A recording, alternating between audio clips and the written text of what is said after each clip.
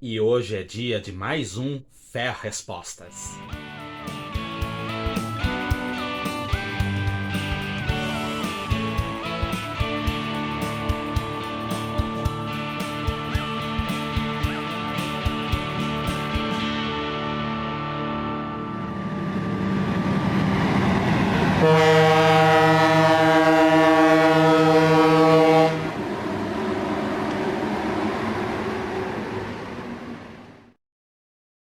E aí, pessoal, tudo bem? Antes de mais nada, considere se inscrever no canal se você ainda não é inscrito, ativar o sininho das notificações e, se gostar deste vídeo, deixe seu like, pois isso fortalece bastante nossas atividades. Lembrando, nós temos vídeos novos todos os domingos às 17 horas e às vezes de quarta-feira também. Hoje nós vamos para mais uma edição de nosso Ferro Respostas, vídeo onde eu esclareço as dúvidas deixadas por nossos amigos inscritos e membros aqui nos comentários. Então, se você tem alguma dúvida sobre ferrovias, deixe aqui nos comentários que eu posso estar selecionando para um futuro vídeo. José Paulo Martins. Boa tarde, meu amigo. Eu já pesquisei e nunca consegui achar. Talvez você saiba nas suas pesquisas que Ana Sorocabana fez o seu ramal passar por dentro de Itapeva, São Paulo. Ela teve problemas em uma determinada área, pois o terreno é cheio de minas de água e teve que alterar local. Agradeço muito, meu amigo. José, são raras as informações sobre essa linha, que tinha a intenção de trazer a linha que passava por Itapeva de fora para dentro da cidade. Movimento muito estranho de se ver nos dias, mesmo naquela época, em que já se pensava de tirar a ferrovia do centro da cidade para fora.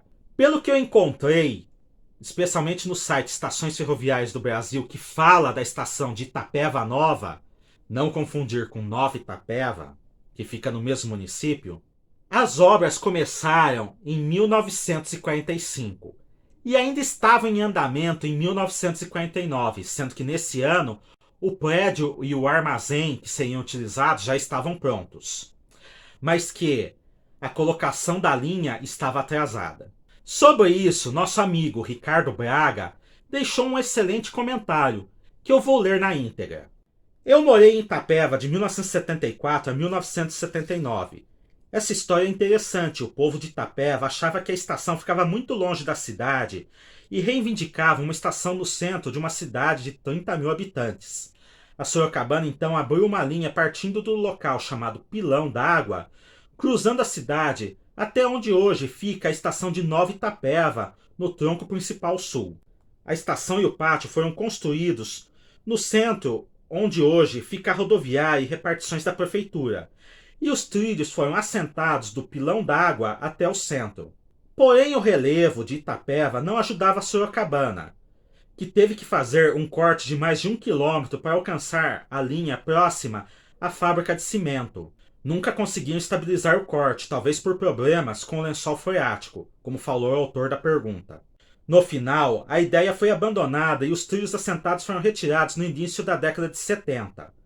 Hoje, o leito da ferrovia foi transformado em ruas, praças, avenidas e a entrada da cidade na SP 270. Eu quero completar também que, de acordo com o site Estações Ferroviárias, o centro de Itapeva é meio que um platô e para cada lado é descida. E que um dos motivos que levou a Sorocabana a ter dificuldades é que a descida de cada lado ficaria muito íngreme para que os trens de carga e passageiros conseguissem manter uma velocidade constante para subir ou para descer, sendo inseguro a realização de manobras e sendo necessário o uso de tração auxiliar para alcançar a estação de Itapeva Nova.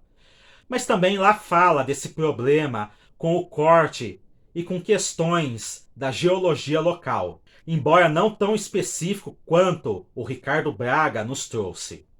Então eu gostaria de agradecer o Ricardo pela complementação e eu espero que nós tenhamos esclarecido suas dúvidas, amigo José. Muito obrigado por sua participação. Flávio Anderotti. JJ, boa noite. Há um vagão funerário no museu em Paranapiacaba e gostaria de saber mais sobre esse serviço tanto na SPR como de mais ferrovias que já existiam em algum momento. Obrigado. Flávio, basicamente todas as ferrovias até mais ou menos a década de 1950 tinham carros funerários. Esses carros eram usados por famílias abastadas para levar entes queridos falecidos de uma cidade para outra. Vamos dizer assim, se um ente querido, um político, um fazendeiro, morresse em São Paulo, mas a família residisse em São José do Rio Preto e quisesse que ele fosse enterrado lá, o carro funerário era utilizado para trasladar o corpo do falecido até São José do Rio Preto. No caso da SPR, a mesma coisa. A pessoa poderia falecer em Rio Grande da Serra e ser levada para Jundiaí. Também Companhia Paulista, Sorocabana, Central do Brasil, Rede Viação Paraná Santa Catarina, Viação Férrea do Rio Grande do Sul, Leopoldina, Mogiana. Praticamente todas as ferrovias ofertavam esse serviço, que era utilizado realmente pelas famílias mais ricas. Pessoas mais pobres poderiam utilizar, não era impeditivo. Não havia uma lei dizendo pessoas pobres não podem utilizar o serviço dos carros funerários. Entretanto, você não tinha condições de pagar por esse serviço. Afinal, você estaria alugando um carro de passageiros para fazer esse translado. E a ferrovia ia cobrar o fato de esse carro ter que ser manobrado, ter que ser preparado, limpado, tracionado, ou seja, ia cobrar o custo de um combustível, mesmo que ele fosse na rabeira de um trem, a volta. Eu espero ter esclarecido sua dúvida, meu amigo. Muito obrigado por sua participação. César 20.889.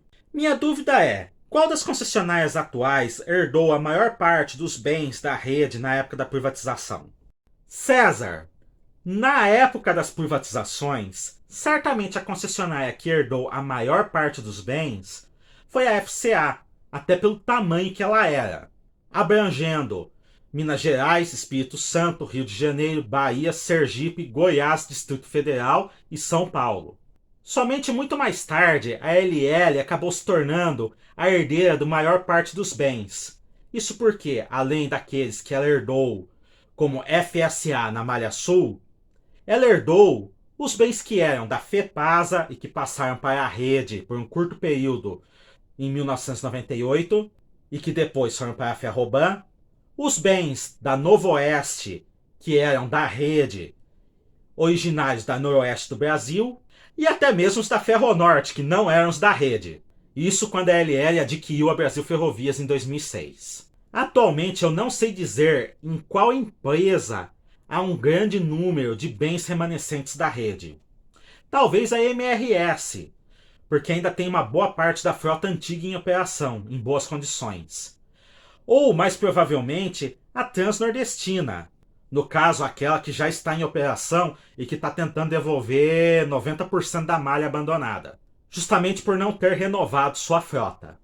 E aqui no caso estou falando proporcionalmente. Agora, em extensão, mesmo a FCA devolvendo cerca de 2.500 quilômetros com o processo de renovação, ela ainda continuará sendo a maior herdeira de quantidade de linhas da rede, especialmente porque a Rumo devolveu a Malha Oeste. Eu espero ter esclarecido sua dúvida, meu amigo. Muito obrigado por sua participação.